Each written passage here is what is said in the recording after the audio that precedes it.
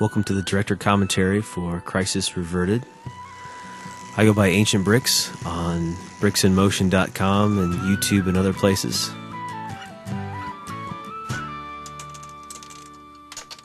A studio logo there I made a couple years ago, and glad that I finally finished a film big enough to warrant such a long logo.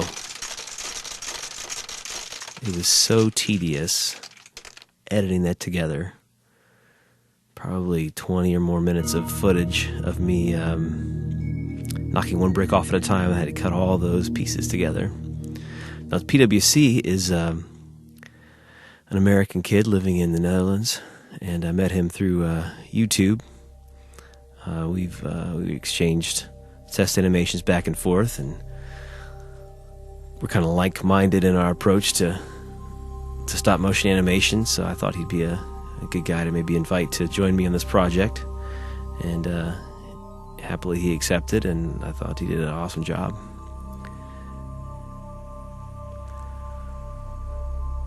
So here's the opening, little calculus and whatnot there. I just copied that off a website. I can't remember how to do calculus from college. And then the beginning of the long prologue, maybe a little too long. Thought it'd be cool to have kind of a backstory for where we are when the story starts and how it got there, how time travel came about, and how it's related to warp engines and traveling at the speed of light. So you can see the green around the edges of the notebook there, the imperfect green screening.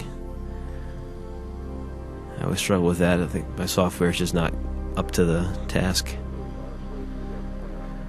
So the idea of this movie came from I just started reading a book by Isaac Asimov called The End of Eternity, and it was about an agency or a company. Well, it was called Eternity Inc., and it's this organization that lives outside of time, and they monitor time and the future, and they go in and make changes when necessary at certain points in time to affect things later on down the road, to try to fix things or make the world a better place.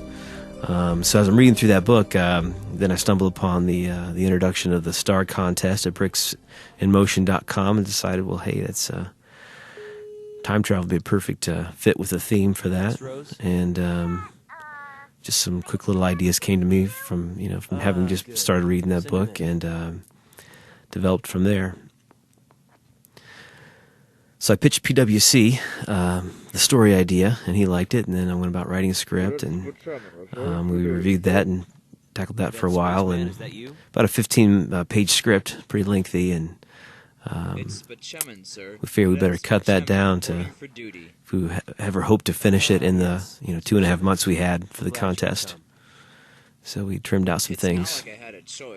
We even went through and the scene and other scenes try to trim out some of the dialogue, but then we decided when we were going to film it, well, we had all the setups done, so we might as well go ahead and film the whole thing and then kind of cut things out later if we need be. But this scene here was actually scene 3. Cut out a scene of the cadet arriving in a spaceship and landing outside the base and walking through the halls to the office here. Probably not essential, but I was disappointed that we didn't get to use the little spaceship that I built for the cadet to come in on. So the way the movie ended up working out, essentially scene 3 that you're watching right now, scene 4 coming up happens in the time lab. That's all in the 27th century. And then the cadet passes through time to the 33rd century, and on that 33rd century ship. So scene 3 and scene 4 in the 27th century, I built those sets and animated those parts. PwC did the 33rd century ship and the interior of that ship and animated all those shots. So the film kind of, the story of the film kind of broke out, so it made logical sense for us to divvy up the work the way that we did. And it worked out pretty well. I felt like PwC had the more challenging animation of the action shots of the chain reaction that leads to the ship exploding, pretty challenging kind of stuff. And I just had a lot of this dialogue to wade through. I felt like doing that sort of So that's it. built on our strengths or our experiences. I'd done more dialogue films, I think, at that point than PwC had, so I went ahead with that. Obviously, you can tell that Buchanan right there, that's me acting as him, and PwC acting as the cadet. We have different microphones, so it took some matching to try to get the dialogue so it sounded like it matched, but I think it turned out okay. One of our first special effects shots here, trying to get that zoom just right, and then the fade to that was a little time consuming, but I think it kind of worked out okay. Pretty simple graphics there. That's all I can handle with the software that I use. Hope we didn't show too much there, too early in the film. What's happening? We use a lot of this footage, obviously, again later in the film. But we cut that part real short. That chain reaction is cut quite short compared to the chain reaction you'll see later in the film. Will push the idea that the ship was destroyed by Kranaran's sabotage. They'll demand revenge. At that point, war will be inevitable. So how do I stop all that from happening? It's quite simple, really. This brick film differs probably from a lot of other brick films in that, gosh, we really just belabored this setup part here. Be sure that the story made sense when things were happening later on. A lot of dialogue, and try to put some details into the dialogue so it would feel real. You know, like this is a real reality. You know, and they have a real history and a real concern for the future, and also setting up here the idea that he'll be stranded in the 33rd century regardless, because they can send him there, but they can't get him back. So there's limitations to this time travel that they have, which most time travel movies or stories that you can kind of go anywhere in time and come back and no issues there. So that makes it a little bit unique that they're sending this guy off to his fate, and it's a one-way trip. Kind of adds to the tension or your concern for the cadet there. Cadet Spachimin, we call him, after Dr. Spachimin from 30 Rock. Good morning, Spachimin. Television show where his name is spelled Dr. Spaceman, but pronounced Spachimin. I forgot to mention earlier, I was pretty excited to do the Star Trek style doors.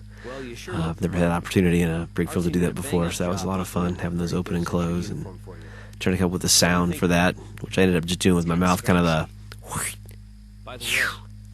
I think I sped that up or slowed it down a little bit to make that sound work. But of course, you'll notice the cadet has different hair here now. There's some reasons for that. It kind of worked out in the story, and it made sense. I thought that he's got to look like a 33rd century person, or they'll wonder where he came from, and he'll have trouble carrying out his mission. So they've got him a costume and a haircut that'll blend in with people on the ship.